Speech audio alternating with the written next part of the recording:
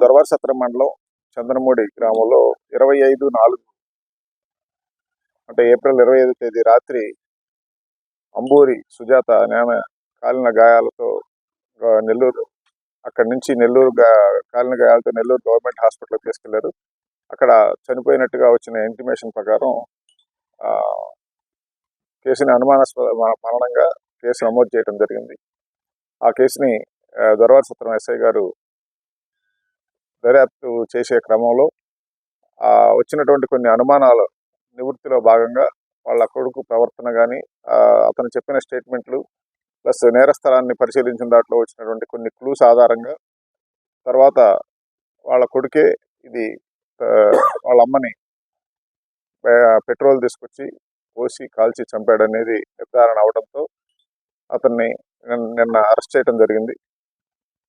ఆమె యొక్క ప్రవర్తన ఆమెకి ప్లస్ ఆ పెద్ద కొడుకు అయినటువంటి సుధీర్కి ఉన్నటువంటి బాగా విపరీతమైన మనస్పర్ధల కారణంగా వాళ్ళ తండ్రి ఇంట్లో లేనప్పుడు ఆమె పైన ఎద్దు మీద పడుకొని ఉన్నప్పుడు బయట నుంచి రాత్రిపూట పెట్రోల్ తీసుకుని వచ్చి 2 లీటర్ల క్యాన్లో తీసుకుని వచ్చి పోసి నిప్పంటించాడు.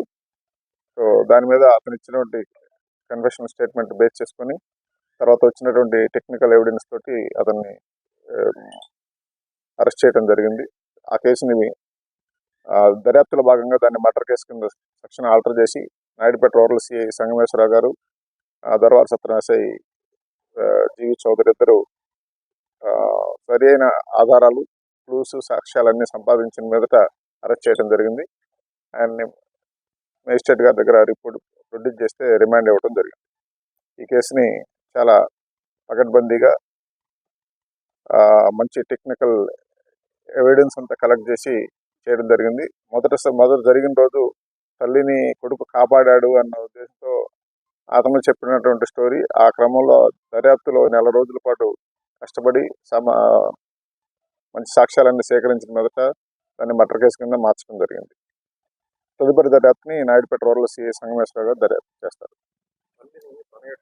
కారణం ఏంటంటే ఆమె ప్రవర్తన బాగాలేదని, వాళ్ళిద్దరి మధ్య ఒకరి నుంచి కొన్ని గొడవలు ఉన్నాయి ఆ కుటుంబంలో. తర్వాత ఆమె కొన్ని రోజులు పుట్టింటికి వెళ్ళినప్పుడు కూడా కొడుకులు ఇద్దరే ఉండి ఆ భార్యాభర్త ఇద్దరు వాళ్ళ పుట్టింట్లో ఉన్నారు.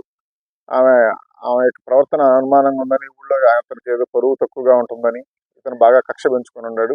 అదిగాక అతను అబ్బాయి ఇంటికి వస్తే ఆమె ఆ వస్తువులు ఈ వస్తువులు విసిరేయటం, కోపపడటం, చిరాకు పడటం, ఆ అబ్బాయిని ఇంట్లో నుంచి పంపించాలని ఆమె ప్రయత్నం చేస్తున్నాను. ఇద్దరికి బాగా మనస్పర్ధలు బాగా పెరిగిపోయారు. ఇద్దరు ఒకే ఇంట్లో ఉండలేని పరిస్థితిలో అతను ఆ పని చేశానని చెబుతున్నాడు.